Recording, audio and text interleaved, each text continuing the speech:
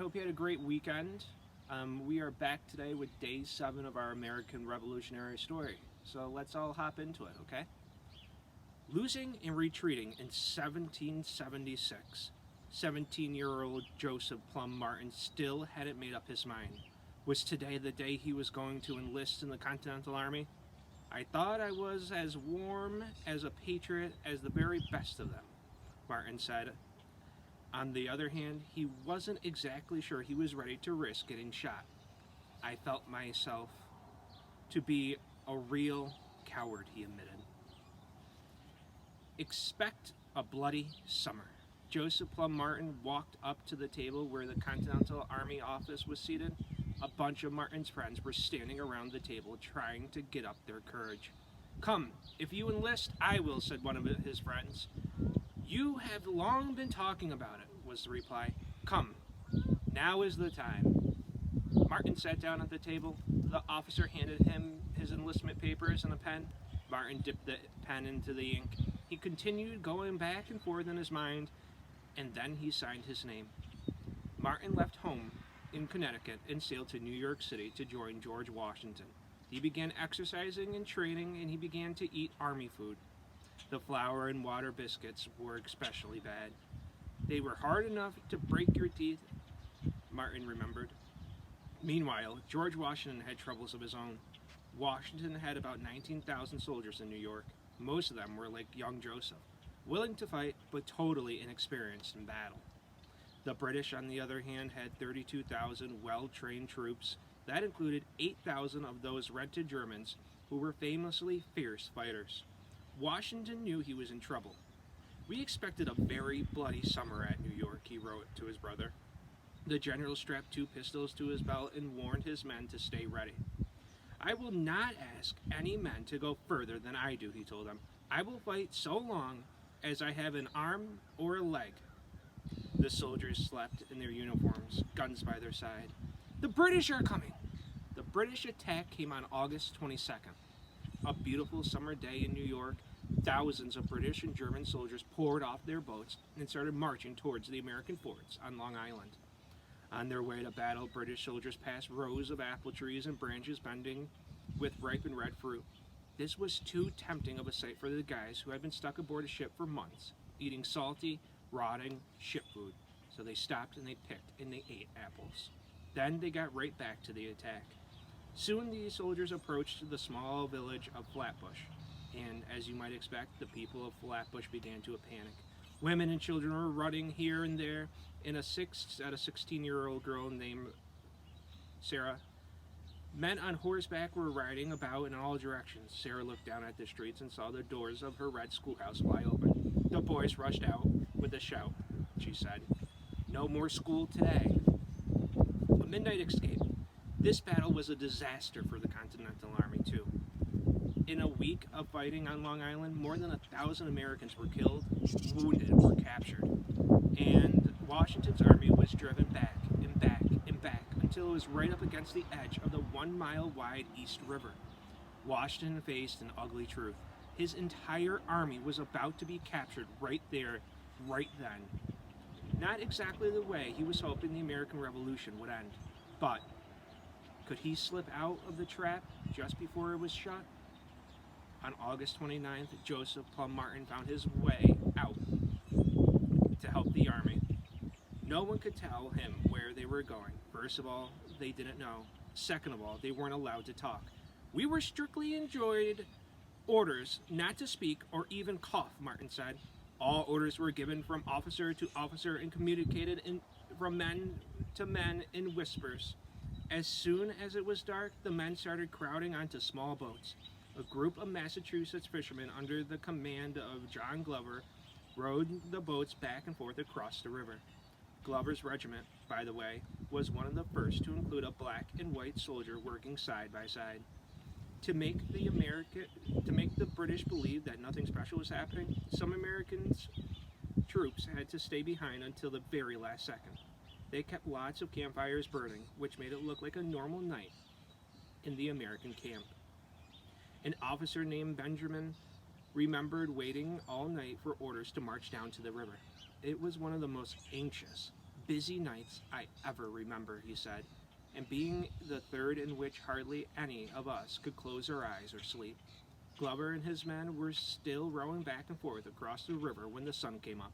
Amazingly, fog saved them. A thick, wet fog settled over the river, and the entire army, including horses, escaped to Manhattan before the British knew what was going on. In the history of warfare, I do not recall a more fortunate retreat, said Benjamin. Too bad you can't win wars by retreating. More bad news. Meanwhile, the Continental Army was busy moving backward again. As one of the soldiers in charge of guarding the shore of Manhattan, Joseph Plum Martin kept a watch on the water. Every few minutes, he and the other American guards called to each other, "All is well? All is well?" But the enemy ships were so close, British soldiers could hear the Americans talking. And when they heard the Americans say, "All is well," they answered back, "We will alter your tune before tomorrow night." They kept their promise. The British attacked again on September 15th. And again, the untrained Americans were forced to retreat. In the panic and confusion, Martin got separated from his unit. He was soon sprinting across the island of Manhattan, with the British army close behind chasing. He dove into the swamps and hid behind bushes and weeds while the British marched past. Several of the British came so near to me that I could see the buttons on their clothes. They, however, soon withdrew and left their coast clear for me again. Washington stood on the battlefield watching his soldiers run for their lives. He screamed for his men to stop. He even hit a few of them as they passed, but the soldiers were simply too scared to stop running. An American officer named George Wheaton witnessed Washington's fury on that day.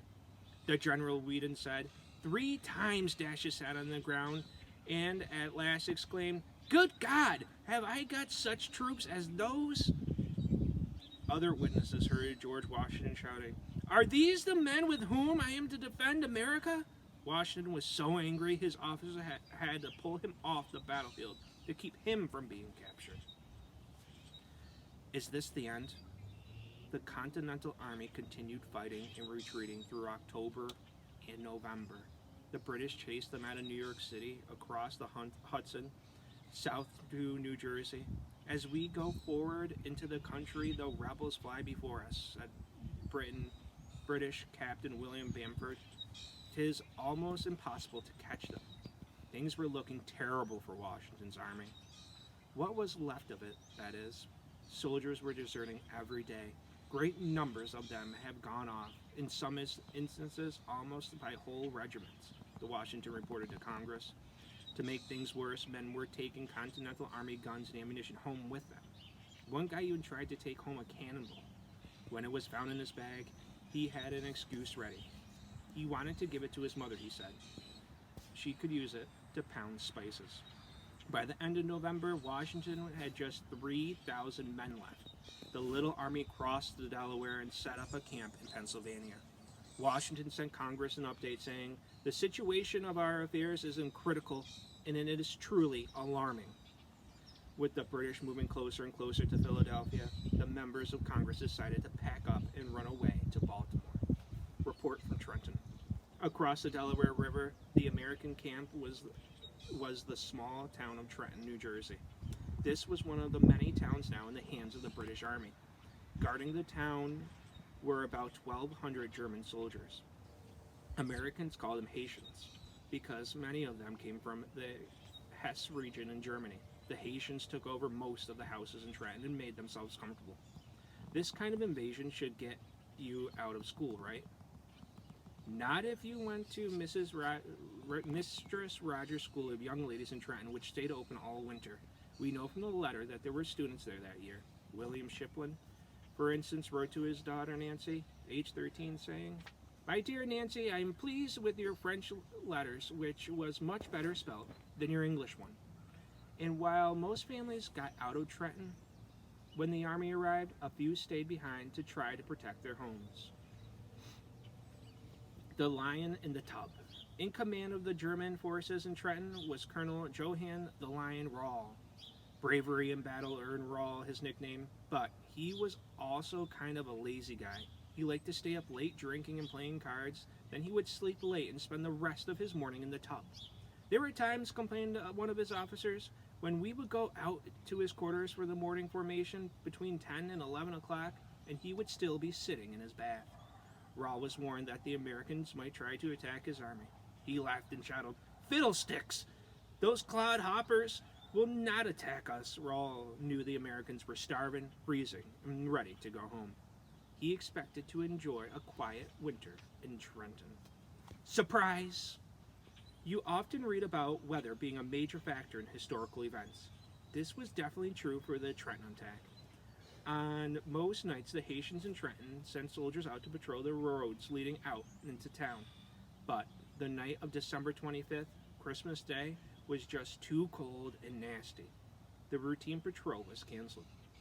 So Colonel Rahl and his men were quite surprised when Washington and the Americans marched into town at 8 o'clock in the morning. Haitian soldiers grabbed their guns and ran out into the streets. By the time they figured out what was going on, though, Washington's men had already surrounded the town, and Henry Knox had his cannon set up, ready to go. These, in the twinkling of the eyes, cleared the streets, Knox reported. The Battle of Trenton was over quickly. Colonel Rahl was shot and killed. His entire army surrendered, except for a few men who managed to escape down the road. "This is a glorious day for our country," Washington told his officers. Saved for now. After beating the Americans all year, British leaders in London had been sure they were about to win the war. "But all our hopes were blasted by the unhappy affair of Trenton," said George German, King George's top advisor. Washington wasn't done yet, though. He marched his troops to the town of Princeton and won another victory. These winter wins inspired thousands of new soldiers to join the army. The American Revolution was alive. But King George was still feeling confident.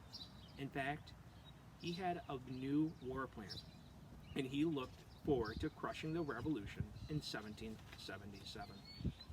All right, so that's where we're going to stop today in our American Revolutionary story. It's a nice day to get outside and enjoy some fresh air, guys, so I hope everybody's doing well, and I look forward to seeing you guys soon. Thanks. Bye.